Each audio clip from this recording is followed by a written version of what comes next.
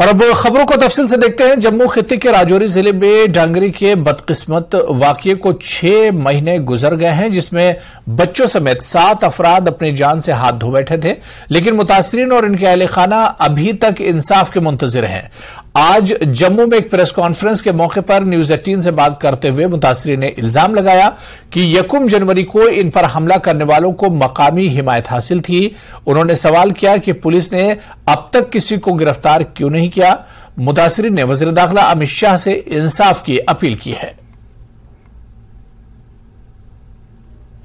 1 जनवरी को इस साल डांगरी में ऐसी घटना हुई जिसने ऐसे जख्म दिए उन फैमिलीज को जिनके घर के जो है सदस्यों को उस दिन मौत के घाट उतारा गया आतंकवादियों की तरफ से। हालांकि उसके बाद कंडी इलाके में जो एक आतंकवादी को ढेर किया गया, उसके बाद पुंछ के इलाके में एक आतंकवादी को ढेर किया गया और बताया यह गया कि जिसने डांगरी की जो घटना अंजाम दी थी ये वही आतंकवादी गुट था। हमारे साथ जो विक्टिम्स की फैमिलीज हैं वो मौजूद हैं, इनसे जानेंगे।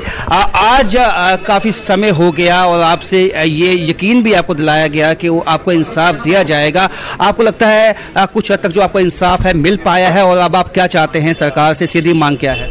हमारी सरकार से यही मांग है कि हमें बच्चों का न्याय चाहिए, हमें कुछ भी नहीं चाहिए। देखो, हमारे 2 बच्चे थे, हमारे दोनों बच्चों को उन्होंने मार दिया। ऊपर से हमारे घर में जो आईडी लगाई है, हमारे घर को भी उन्होंने समझौता उड़ा दिया। हमारा पूरा जो घर है वो पूरा डैमेज कर दिया इन्होंने। देखो, हमें कुछ भी नहीं सरकार से चाहिए, हम सरकार से कुछ भी नहीं मांगते हैं, सिर्फ अपने बच्चों का इंसाफ मांगते हैं कि हमें बच्चों का इंसाफ मिलना चाहिए।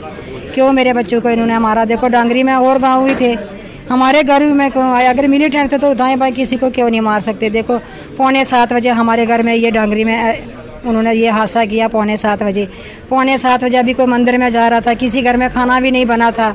देखो, वो मिलिटेंट आए कहाँ से इतने जल्दी? वो किसी के घर में थे ना, जिनके घरों में थे उनको, हमें उनके घरों के लिए क्यों नहीं बता रहे कि इन घरों में थे? जो जिन घरों में थे उनके आदमी को क्यों नहीं पकड़ रहे हैं?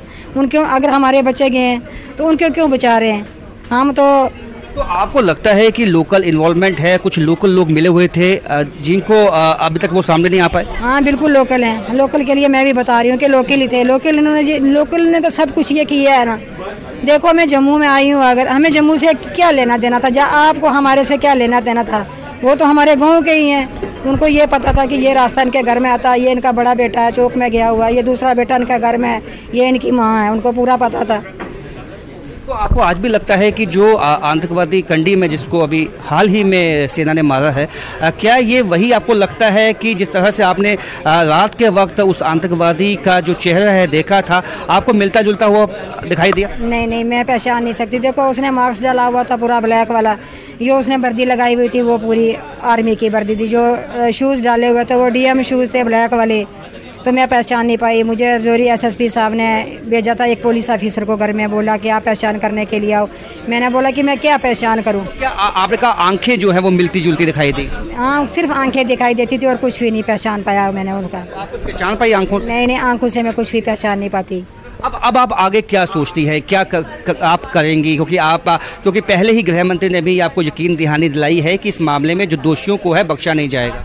ये जो हमारा केस था, ये हमारा केस देखो, अमित हमारे जो गृह मंत्री हैं मानिए उन्हीं के हाथ में है, तो हमें पूरा विश्वास था कि ये जो हमारा केस है ये जल्द से जल्द सॉल्व हो जाएगा।